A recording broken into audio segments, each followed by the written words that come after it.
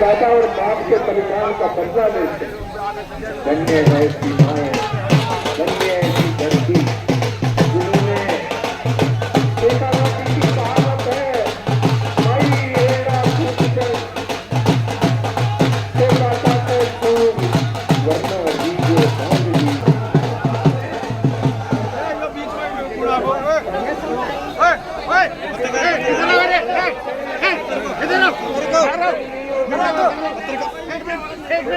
पिता के मतलब नहीं हो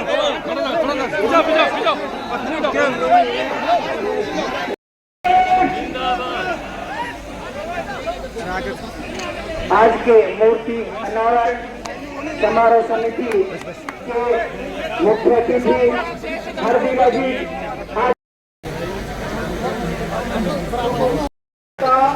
चंद्रमा देवता भस्मो देवता रुद्रा देवता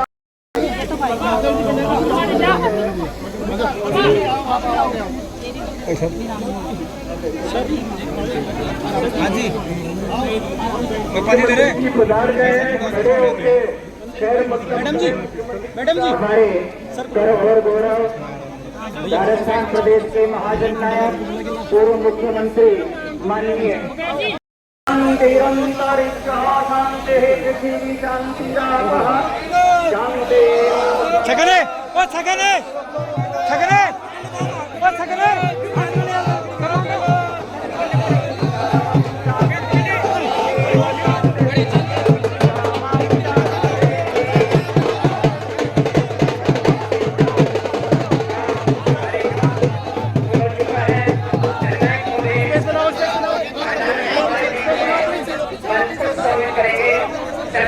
अभिवादन के लिए अपनी जगह पे खड़े रहेंगे।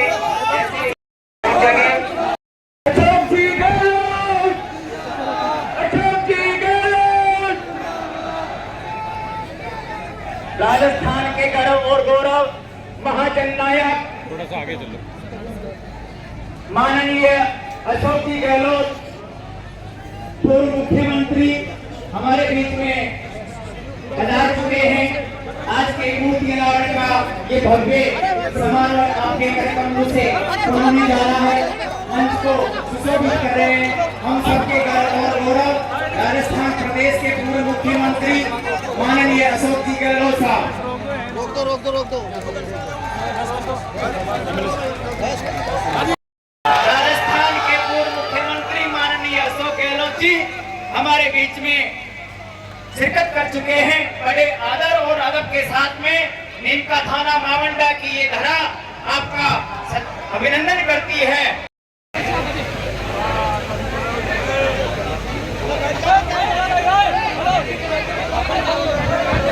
परम आदरणीय लोकतंत्र की गरिमा का सच्चा आभूषण है आपकी सादगी। लोकतंत्र की गरिमा का सच्चा आभूषण है। राजनीति में जहाँ संयम हो से लोग जितने जाते हैं सेना में अन्य राज्यों की तुलना में कम ज्यादा जाते हैं। अन्य राज्यों में कम जाते हैं। आपके घर घर में जज्बा है देश के लिए सब कुछ कुर्बान करना। कारगिल युद्ध हुआ था मैं कुछ 56 फ्लैट हाउसिंग बोर्ड का या 25 बीघा जमीन इंदिरा गांधी जनाल की सब कुछ हमने उनको दिया। पर फिर भी जो इंसान चला गया नौजवान वो वापस आ नहीं सकता। हमने प्रयास किया कि परिवार का ध्यान कैसे रखें। मैंने यहाँ तक कर दिया अगर बच्चा जो है बड़ा होगा, बच्चा अगर 2 साल 4 साल का है बड़ा होगा तो मौके लगे। मैंने यहाँ तक आदेश जारी कर दिए अगर जैसा कि दाताराम जी के भी पत्नी प्रेग्नेंट थी, मैंने उस वक्त में घोषणा कर रखी थी अगर कोई महिला गर्भवती है बच्चा पैदा होगा उसकी नौकरी भी सुरक्षित रहेगी जब तक बड़ा नहीं हो जाएगी।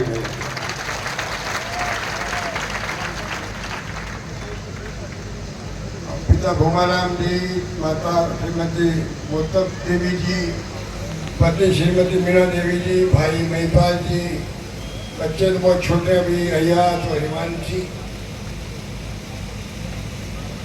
क्या बीतती होगी परिवार पर जो चला जाता है घर का कोई सदस्य। या दूसरे युद्ध में अगर जवान जा रहा लड़ने के लिए सीमा पर अपने कैंप से, रास्ते में मृत्यु हो गई, एक्सीडेंट हो गया, तो सरकार को थोड़ा बड़ा दायरा रखना चाहिए, दायरा बड़ा होना चाहिए। क्या फर्क पड़ता है अगर मान लीजिए दौड़ लगाते नाम शहीद हो गया, शहीद का दर्जा मिलता तो क्या फर्क पड़ जाता है, ये मैं पूछता था।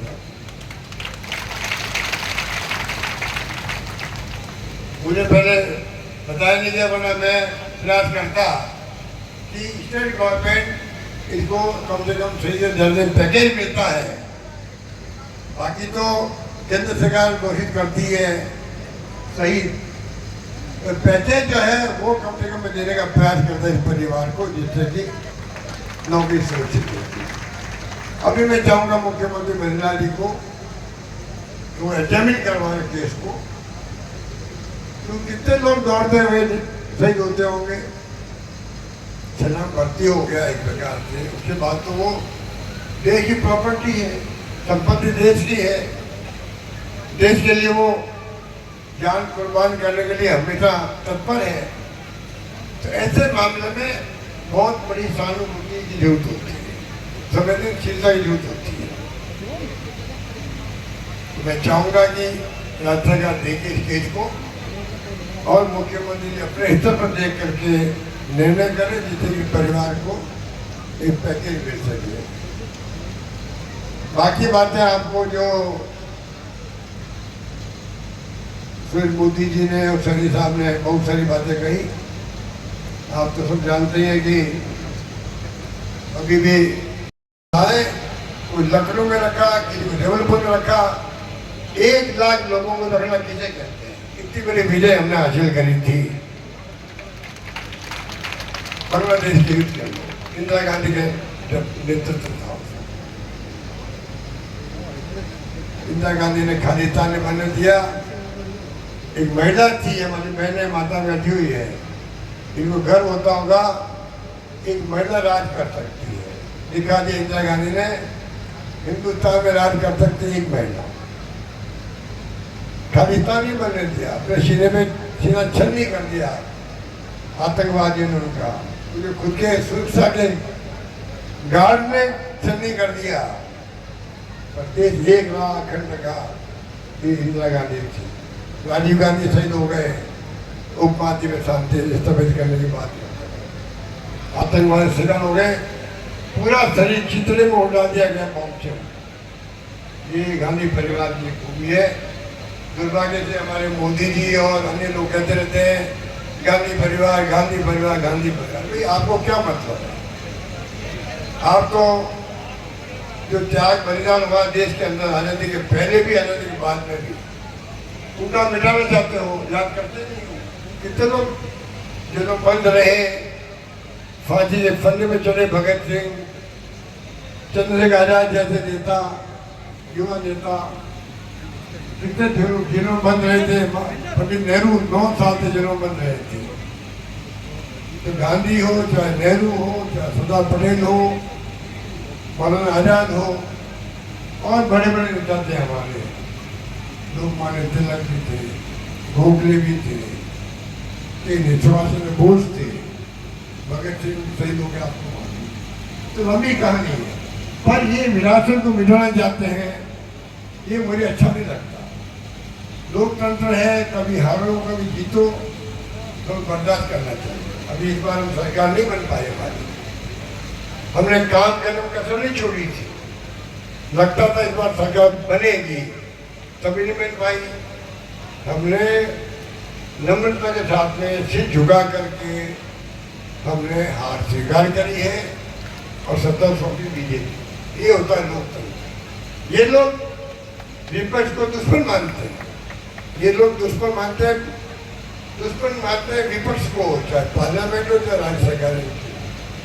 इनकी सोच आरएसएस की, बीजेपी की सोच है कि ये अपने विपक्ष को दुश्मन मानते हैं। मैं कहता हूँ बिना विपक्ष आप क्या हो, विपक्ष है तब आप पक्ष हो और सत्ता में हो। तो मैं कहना चाहूँगा ये जो स्थिति देश में बनी है उसमें आपको सोचना पड़ेगा किस प्रकार से हम लोग लोकतंत्र को मजबूत रखें। ध्रुवीकरण किया है, एक सीमा तक ठीक है, हिंदू मुस्लिम की बात करता है, मुस्लिम है, सिख है, ईसाई है, फारसी है, जैन है, एक सीमा तक होता है। पर जब देश का सवाल आता है सभी धर्म, सभी जाति, सभी वर्ग और भाषाएं अलग अलग देश के अंदर है, तेलुगु, तमिल, मलयालम, पंजाबी, गुजराती, मराठी, बंगाली, कितनी भाषा लिखा पता नहीं लिखा हुआ क्या है। तभी हम सबको साथ लेके चला है, कांग्रेस की नीति रही है, डॉक्टर अम्बेडकर का संविधान ने बताया हम लोगों को, इसलिए हम लोगों ने देश को एक रखा, अखंड रखा। हमारी विचारधारा सबको साथ लेके चलने की है, इसलिए यह संभव हुआ। और मैं उदाहरण देता हूँ, ये गुलदस्ता है फूलों का, देश का, रंग बिरंगे फूल है, विभिन्न जातियों के, धर्मों के, भाषा बोलने वाले के, कितना खूबसूरत गुलदस्ता है। इनको संजो के रखना बहुत बड़ी, मैं समझ तो सोच की प्रतीक है जो कांग्रेस ने निभाई है। मुझे आपके आशीर्वाद से 3 बार मुख्यमंत्री बने सोनिया गांधी ने, राहुल गांधी ने, और मैं इंदिरा गांधी जी के, उन्होंने मुझे मंत्री बना दिया, अपने डिप्टी मिनिस्टर बना दिया इंदिरा गांधी ने। फिर नरसिम्हा जी के साथ में मंत्री बन गया, तो सब पदों में रह गया मैं, संगठन में, सत्ता में।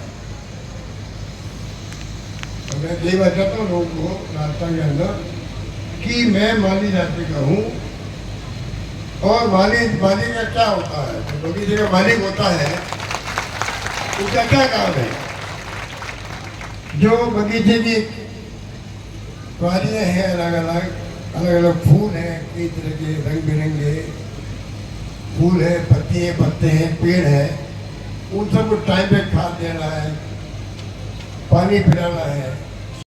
उसके अंदर ये चुनौतियाँ तो देश में जब से आज़ाद हुए हैं तब से हमारे, चाहे वो 62 का वार हो चाइना के साथ में, 65 की वार हो पाकिस्तान के साथ में, 71 में जब इंदिरा गांधी ने पाकिस्तान के 2 टुकड़े कर दिए, बांग्लादेश बना दिया, 90,000 से अधिक सैनिकों को, कर्नल, जनरल, मेजर सबको अरेस्ट करके लेके आगे, सरेंडर करवा दिया सबका, हिंदुस्तान में लेके आगे सबको।